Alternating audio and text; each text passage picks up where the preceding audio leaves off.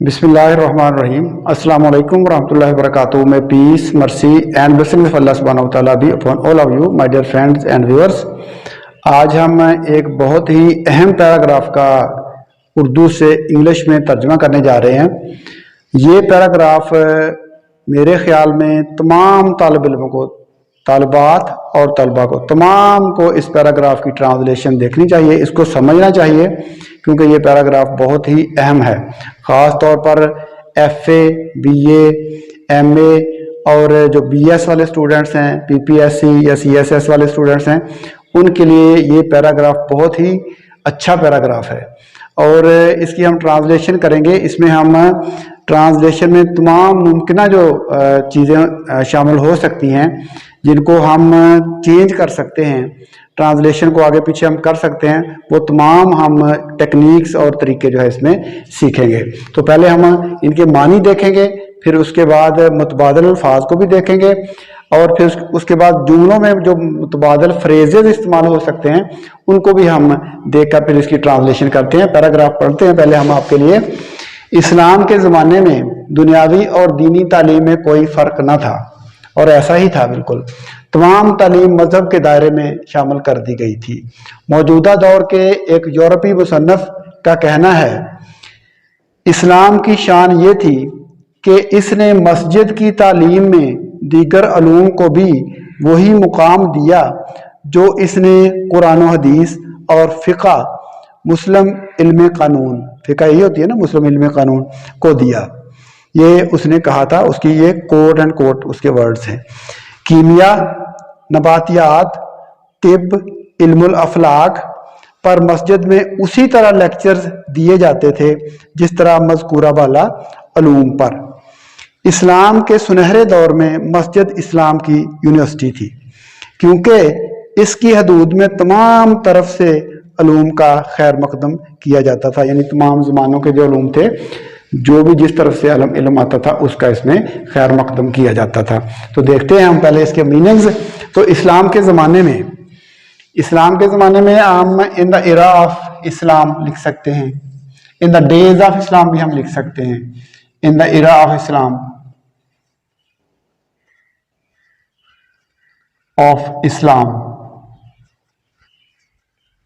In the days of इस्लाम भी लिख सकते हैं, एज ऑफ इस्लाम भी लिख सकते हैं। दुनियावी तालीम कौन सी होती है?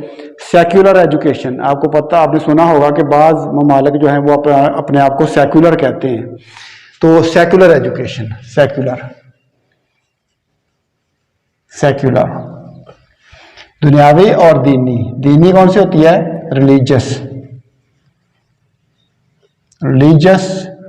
तालीम का तो आपको पता है कि education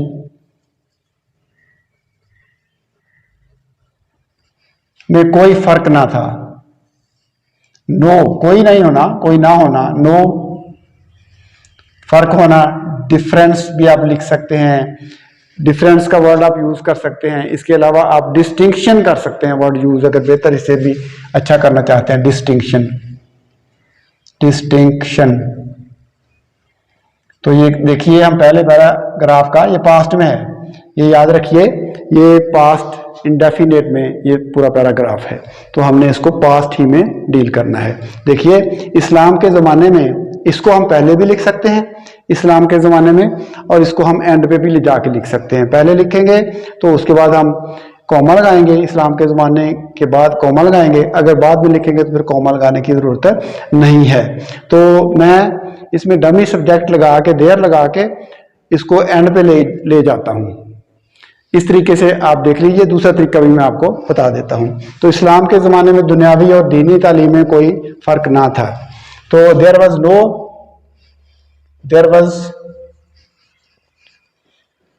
was no distinction the religious, in the, पहले सेक्युलर है, in the secular and religious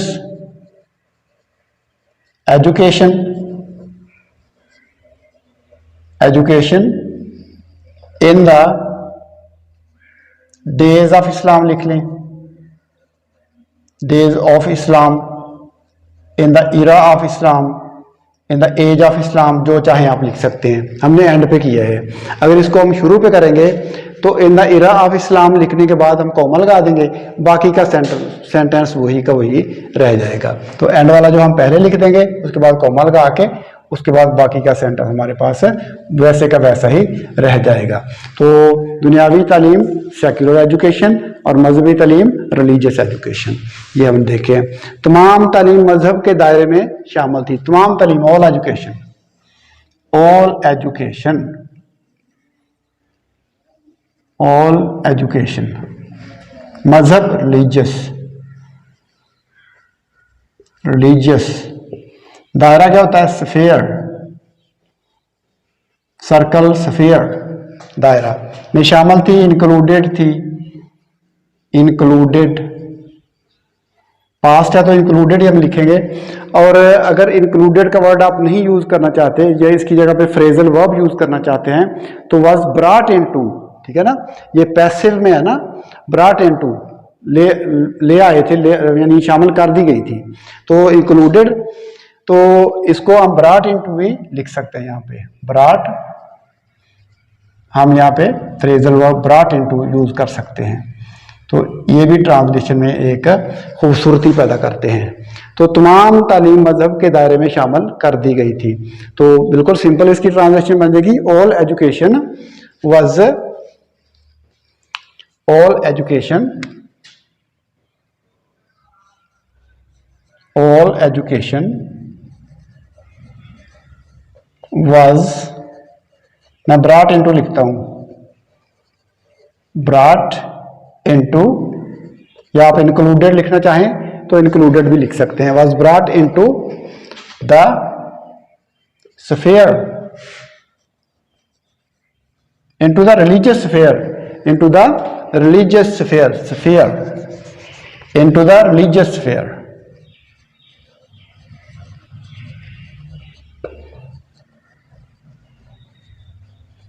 तमाम तालीम को मजहब के दायरे में शामिल है, तमाम तालीम मजहब के दायरे में शामिल कर दी गई थी। पैसे में हो गया ना, all education was brought into the religious sphere, मजहब के दायरे में शामिल कर दी गई थी।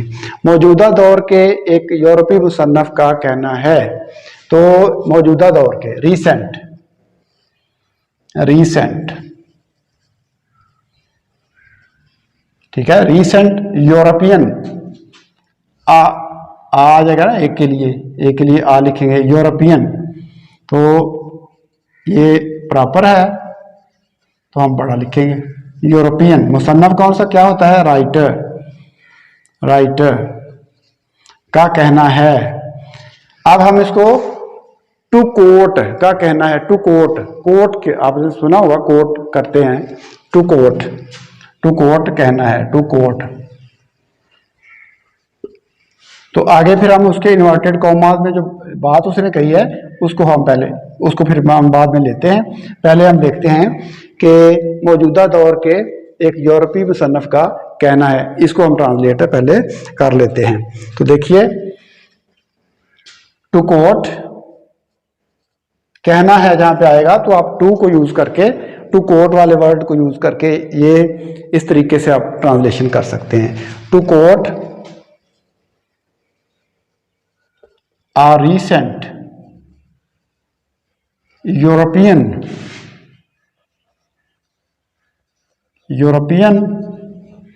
राइटर। अब यहां पे हमारे पास आगे इन्वर्टेड कॉमास में उसकी बात है, इन्वर्टेड कॉमास में to quote a recent European writer. उसके बाद हमारी आगे क्या है, उसके बाद हमारे पास इन्वर्टेड कॉमास वाली उसकी बात है। इस्लाम की शान ये थी, इस्लाम की शान, इस्लाम तो इस्लाम ही है, शान क्या होगी? ग्लोरी, ग्लोरी शान होती है, ग्रैंडियर शान होती है, इस तरह से आप वर्ड यूज कर सकते हैं, ठीक है। ग्लोरी, इस्लाम की शान ये थी, it was the glory of Islam, ठीक है, कि उसने मस्जिद में, in the mask, in the मस्जिद, इन द मस्जिद ही मैं लिख देता हूं, आप मास्क भी लिख सकते हैं लेकिन मैं मस्जिद लिख रहा हूं, इन द मस्जिद। तो दीगर अलूम, दीगर अलूम, दीगर अलूम कौन से हैं? अदर अलूम को क्या कहते हैं? साइंसेज, दीगर अलूम, अदर साइंसेज। साइंस इल्म है तो अदर साइंसेज, अदर साइंसेज। वही मकाम दिया, वही मकाम, सेम, द सेम। मकाम के लिए क्या लिखेंगे आप स्टेटस लिख सकते हैं, स्टेटस। आप इसके लिए प्लेस भी लिख सकते हैं। आपके लिए एक और वर्ड, इसके लिए वर्ड यूज कर सकते हैं, फुटिंग। फुटिंग, ये वर्ड भी आप यहाँ पे एडजस्ट कर सकते हैं बेहतरीन तरीके से। जो इसने, विच इट, जो इसने, विच इट, विच इट, जो इसने दिया, विच इट गेव, दिया तो आगे बाद में आएगा ना, विच इट गेव। तो कुरान और हदीस, कुरान हदीस, कुरान के लिए कुरान ही हम लिखेंगे और हदीस के लिए हदीस, HADITH, हदीस। और फिका एंड फिका, फिका के लिए, इसके लिए क्या आएगा? मुस्लिम ज्यूरिप्रूडेंस लॉ, मुस्लिम इल्मे कानून, मुस्लिम ज्यूरिप्रूडेंस। मुस्लिम का तो पता ही आपको, मुस्लिम ज्यूरिप्रूडेंस लॉ, इल्मे कानून, ज्यूरिप्रूडेंस, ज्यूरिप्रूडेंस लॉ, मुस्लिम इल्मे कानून को दिया। गिव मैंने आपको बताया है कि दिया के लिए आ जाएगा। अब देखते हैं, इस्लाम की शान ये थी, it was the glory of Islam, it was, ये इन्वर्टेड कॉमास में है, it was the glory of Islam that. अब आगे बात आ रही है मस्जिद में। अब मस्जिद में अगर हम यहाँ पे मस्जिद में को एडजस्ट करना चाहते हैं तो फिर इन द मास्क, हम यहीं पे लिखने के बाद उसमें कॉमा लगा के उसको अलग कर देंगे, in the mask, in the मस्जिद, इन द मस्जिद। इनको एंड पे भी ले जा सकते हैं हम, इन द मस्जिद, यहाँ पे लिखेंगे तो फिर कॉमा लगाएंगे, इन द मस्जिद। आगे इस्लाम की यहाँ थी कि इसने मस्जिद में, इन द मस्जिद, मस्जिद की तालीम में, मस्जिद की तालीम में दीगर उलूम को, इन द मास्क, इन मस्जिद, in the education of mask, in the education of mask, मस्जिद की तालीम में इस्लाम की ये शान थी।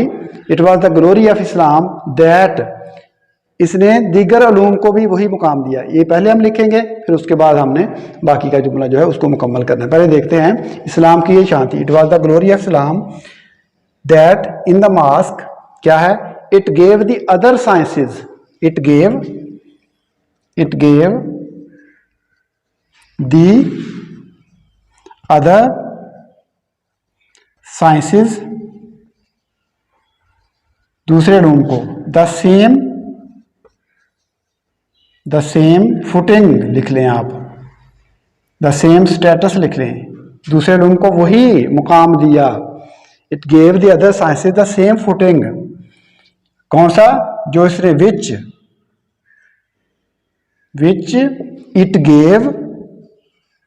It gave to the study of Quran and Quran हदीस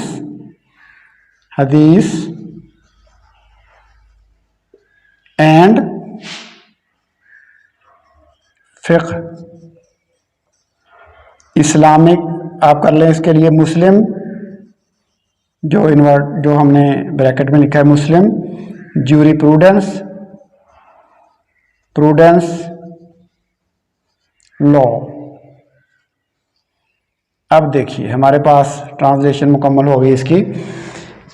इस्लाम की शान ये थी कि इसने मस्जिद की तालीम में दीगर अलूम को भी वही मुकाम दिया जो इसने कुरान और हदीस और फ़िक़्ह, मुस्लिम इल्म कानून को दिया। अब देखिए इसकी हम ट्रांसलेशन देखते हैं, इधर देखिए ज़रा।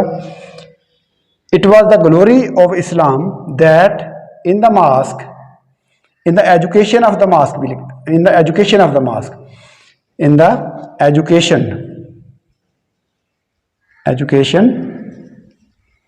of masjid of the masjid.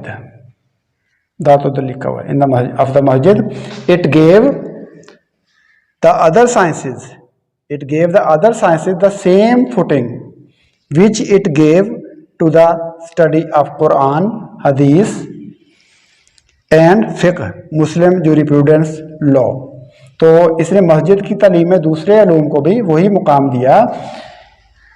देखिए, इस्लाम की शान ये थी कि इसने मस्जिद की तालीम में दीगर उलूम को, अदर साइंसेस को भी वही मुकाम दिया.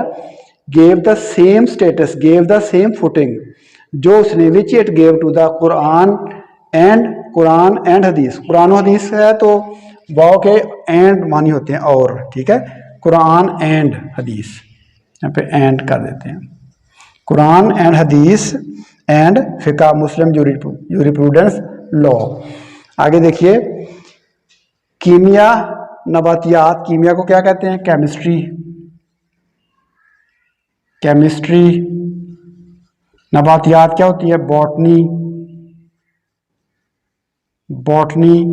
तिब क्या होती है? मेडिसन. इल्मुल अफलाक क्या होती है? एस्ट्रोनॉमी.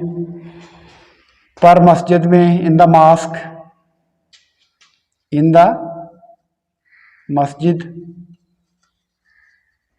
मस्जिद उसी तरह लेक्चर दिए जाते थे.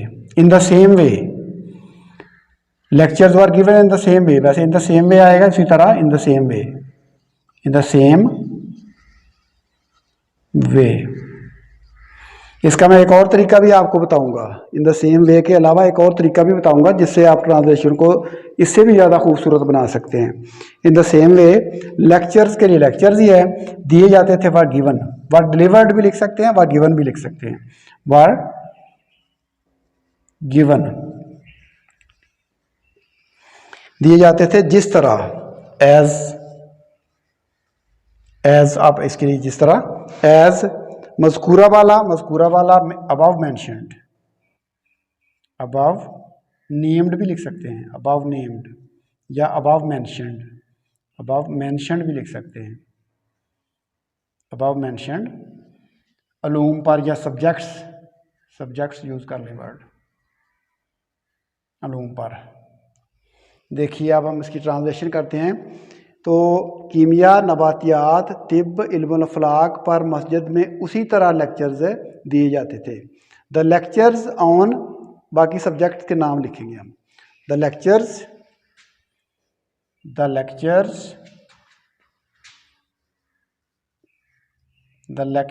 ऑन, पहला कौन सा है हमारे पास? केमिस्ट्री, बॉटनी, मेडिसिन, तिब के बाद क्या है हमारे पास? है इल्मुल अफलाक, एस्ट्रोनॉमी,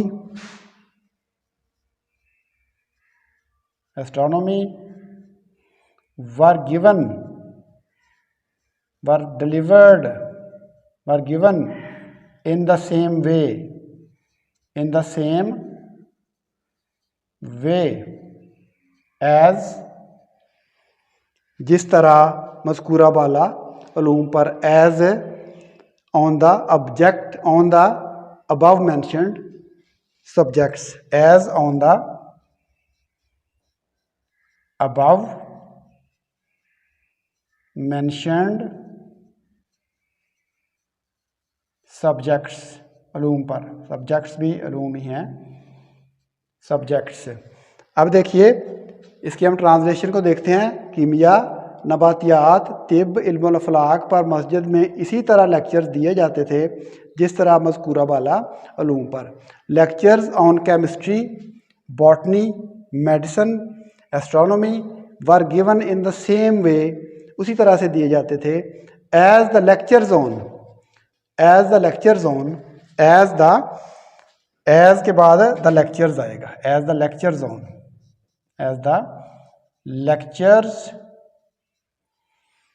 वर गिवन ऑन भी लिख सकते हैं, lectures were given as the lectures, या एज द लेक्चर्स ऑन भी लिख सकते हैं। As the lectures on, given को छोड़ देते हैं हम बाकी को, as the lectures on the above mentioned subjects, above named subjects भी लिख सकते हैं। एक तो तरीका ये है, ये सिंपल तरीका है और आसान भी है। इसका अगर आप स्क्रीनशॉट लेना चाहते हैं तो इसका स्क्रीनशॉट आप ले लें। इस सेंटेंस को मैं दूसरे तरीके से ट्रांसलेट करने लगा हूँ। अब देखिए दूसरे तरीके से इसकी ट्रांसलेशन को समझने के लिए मैं इसको मिटा के दोबारा आपको इसको लिख के समझाता हूँ। इस आखिरी वाले जो सेंटेंस है इसकी,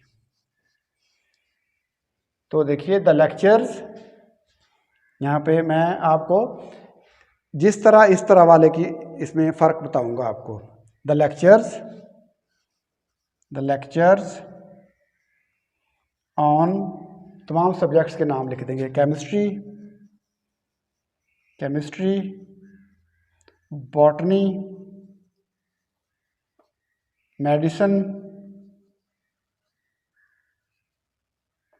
मेडिसिन के बाद हमारे पास आ गया इल्मुल अफलाक, astronomy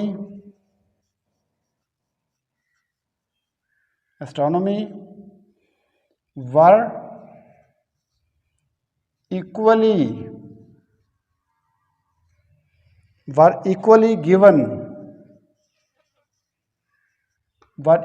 given with the lectures on. अब ये उसके साथ, अब इस तरह से जिस तरह से उसको ये रिप्लेस कर रहा है। वर equally given with the lectures, were equally given with the lectures on,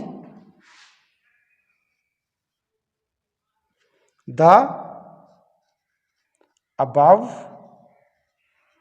named subjects. ये दूसरा तरीका है। देखिए इसमें ट्रांसलेशन बिल्कुल वही है, और देखिए इसमें फ़र्क क्या है। ये ट्रांसलेशन ज़्यादा सोफिस्टिकेटेड बनी है।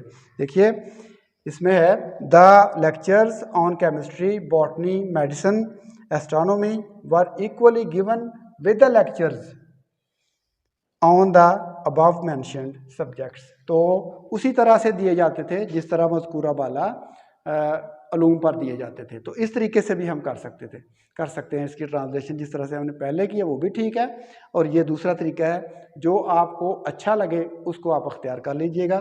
मैंने दोनों तरीक़ों से आपको ट्रांसलेट करके बताया ये सेंटेंस। आगे देखिए, इस्लाम के सुनहरे दौर में, ठीक है, in the golden period of Islam, ये तो पता ही है ना आपको, गोल्डन पीरियड, सुनहरा दौर जो है, पीरियड, तो इस्लाम, तो मस्जिद इस्लाम की यूनिवर्सिटी थी। मस्जिद वाज द यूनिवर्सिटी ऑफ इस्लाम। तो ये तो सिंपल है, इसमें मानी लिखने की मेरे ख्याल ज़रूरत भी नहीं है। इस्लाम के सुनहरे दौर में, इन the golden period of Islam, in the golden days भी लिख सकते हैं आप। गोल्डन, जैसे ऊपर हमने डेज यूज़ कर लिया है, यहाँ पे हम गोल्डन डेज भी कर सकते हैं। In the golden days of Islam, in the golden period of Islam, golden period of Islam, masjid was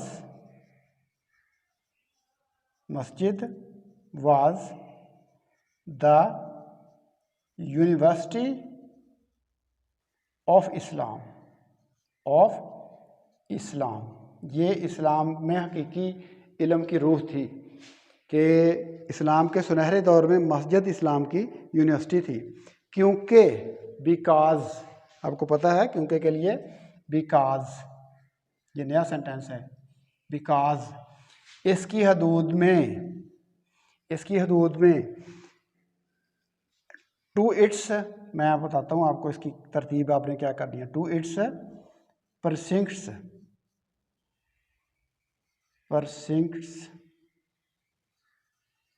हदूद, अहाता, परसिंक्ट्स तमाम तरफ से, from all quarters, from all sides, from all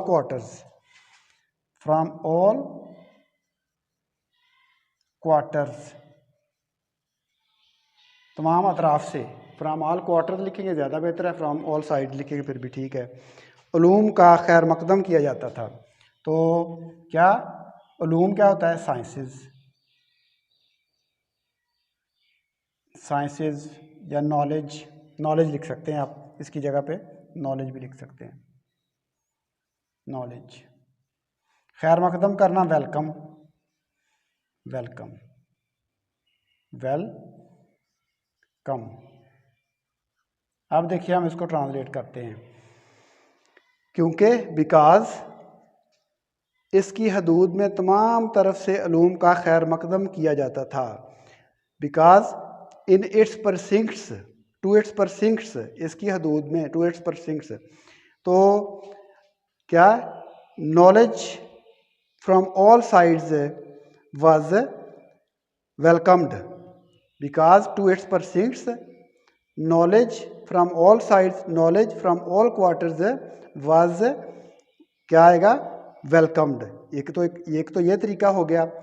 दूसरा तरीका इसका ये है because it welcomed to its precincts, because it welcomed to its precincts, क्योंकि ये अपने अहाते में वेलकम करती थी किसको? नॉलेज, नॉलेज को, फ्रॉम ऑल क्वार्टर्स, तमाम तरफ से आने वाले उलूम को। दोनों तरह से हमारी ट्रांसलेशन ठीक हो जाती है। मैं दूसरे तरीके से आपको ट्रांसलेशन इसकी लिख के देता हूँ। तो इसमें आप इसका अगर स्क्रीनशॉट लेना चाहते हैं तो ले लें, क्योंकि इसके बाद फिर मैं आखिर वाला जो सेंटेंस है उसको मैं ऊपर जाके उसकी ट्रांसलेशन लिखने लगा हूँ इस जगह पे। तो अगर आप स्क्रीनशॉट इसका लेना चाहते हैं तो इसका एक स्क्रीनशॉट आप ले सकते हैं। तो आखिर में मैं आखिरी वाले सेंटेंस को मैं ऊपर लिखने लगा हूँ, क्योंकि नीचे हमारे पास जगह नहीं बची। तो क्योंकि बिकॉज, बिकॉज, बिकॉज, मैं दूसरे तरीके से इसकी ट्रांसलेशन करने लगा हूं। It welcomed, it welcomed to its परसिंक्ट्स